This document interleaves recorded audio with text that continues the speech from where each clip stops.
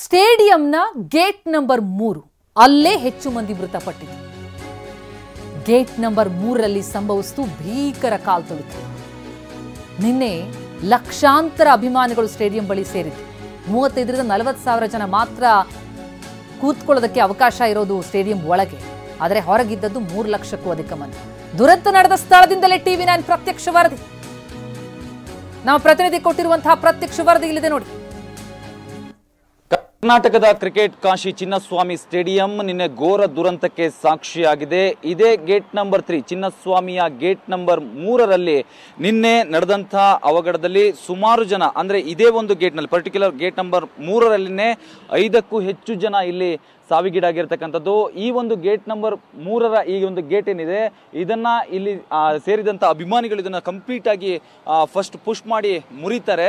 ಮುರಿದ ನಂತರದಲ್ಲಿ ಚಿನ್ನಸ್ವಾಮಿ ಸ್ಟೇಡಿಯಂನ ಒಳಗಡೆ ನುಗ್ಗೋದಕ್ಕೆ ಪ್ರಯತ್ನವನ್ನ ಪಟ್ಟಂತ ಸಂದರ್ಭದಲ್ಲಿ ಇಲ್ಲಿರ್ತಕ್ಕಂಥ ಸಿಬ್ಬಂದಿಗಳು ಅವ್ರನ್ನ ತಡೆಯುವಂತ ಪ್ರಯತ್ನವನ್ನ ಮಾಡಿದ್ರು ಕೂಡ ಕಂಟ್ರೋಲ್ ಆಗದೇನೆ ಒಬ್ಬರ ಮೇಲೆ ಒಬ್ಬರು ಬಿದ್ದು ಉಸಿರುಗಟ್ಟಿ ಇಲ್ಲಿ ಸಾವಿಗೀಡಾಗಿರ್ತಕ್ಕಂಥದ್ದು ಮತ್ತು ಹಲವರ ಕಾಲುಗಳು ಕೂಡ ಇಲ್ಲಿ ಮುರಿತಕ್ಕೊಳಗಾಗಿರುವಂಥದ್ದು. ನಾನು ಈ ಒಂದು ಗೇಟ್ ನಂಬರ್ 3ರ ಒಳಭಾಗದಲ್ಲಿ ತೋರಿಸ್ತಾ ಇದ್ದೀನಿ. ಅಲ್ಲಿ ಸುಮಾರು ಪಾಟ್ಗಳಾಗಿರ್ಬೋದು ಎಲ್ಲವನ್ನ ಕೂಡ ಕಂಪ್ಲೀಟ್ ಆಗಿ ಅದ್ರ ಮೇಲೆಲ್ಲ ಹತ್ತಿ ಚಿನ್ನಸ್ವಾಮಿ ಸ್ಟೇಡಿಯಂ ಒಳಗಡೆ ಹೋಗುವಂತ ಪ್ರಯತ್ನವನ್ನ ಇಲ್ಲಿ ಬಂದಿದ್ದಂತ ಅಭಿಮಾನಿಗಳು ಮಾಡಿದ್ರು. ಇಲ್ಲಿ ಬಿದ್ದಿರ್ತಕ್ಕಂಥ ಕೆಲವೊಂದು ಪೀಸ್ಗಳನ್ನ ನಾನು ತೋರಿಸ್ತೀನಿ. ಇಲ್ಲಿ ಈ ಒಂದು ಬ್ಯಾನರ್ಗಳೇನಿರ್ತವೆ ಅದರ ಪೀಸಸ್ನೆಲ್ಲ ಅಡ್ಡ ಇಡ್ತಾರೆ. ಬಟ್ ಅದ್ಯಾವುದನ್ನು ಲೆಕ್ಕಿಸದೆ ಅವೆಲ್ಲವನ್ನ ಪುಡಿ ಮಾಡಿಕೊಂಡು ಈ ಒಂದು ಗೇಟ್ ನಂಬರ್ 3ರ ಮುಖಾಂತರವಾಗಿ ಅಭಿಮಾನಿಗಳು ಒಳಗೆ ನುಗ್ಗುವಂತ ಸಂದರ್ಭದಲ್ಲಿ ನೂಕುನುಗ್ಗಲಾಟ ಶುರುವಾಗಿ ಇಲ್ಲಿ ಸಾವಿಗೀಡಾಗಿರ್ತಕ್ಕಂಥದ್ದು.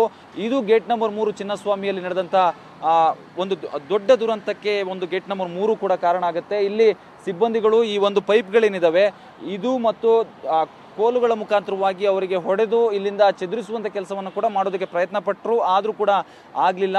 ಸದ್ಯ ಏನು ಬೌರಿಂಗ್ ಆಸ್ಪತ್ರೆ ಮತ್ತು ವೈದೇಹಿ ಆಸ್ಪತ್ರೆ ಇಲ್ಲಿ 11 ಜನ ಈಗಾಗಲೇ ಮೃತಪಟ್ಟಿರುವಂಥದ್ದು ಮತ್ತು ಹಲವರು ಕೂಡ ತೀವ್ರ ಗಾಯಗೊಂಡು ಈಗ ಚಿಕಿತ್ಸೆಯನ್ನು ಕೂಡ ಪಡೆದುಕೊಳ್ತಾ ಇರುವಂಥದ್ದು.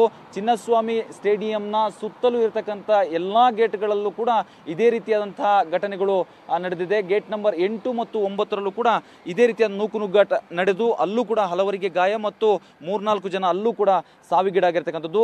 ನಿನ್ನೆಯ ಈ ಒಂದು ದುರಂತಕ್ಕೆ ನೇರವಾಗಿ ಪೊಲೀಸ್ ಇಲಾಖೆಯ ಭದ್ರತೆ ಮತ್ತು ಏನು ಆತುರದಲ್ಲಿ ತೆಗೆದುಕೊಂಡ ನಿರ್ಧಾರಗಳು ಕಾರಣ ಅಂತೇಳಿ ಈಗ ಜನ ಆಕ್ರೋಶವನ್ನ ವ್ಯಕ್ತಪಡಿಸ್ತಾ ಇರುವಂಥದ್ದು. ಕ್ಯಾಮ್ರಾ ಪರ್ಸನ್ ಗಣೇಶ್ ಜೊತೆ ವಿಕಾಸ್ TV9 ಬೆಂಗಳೂರು.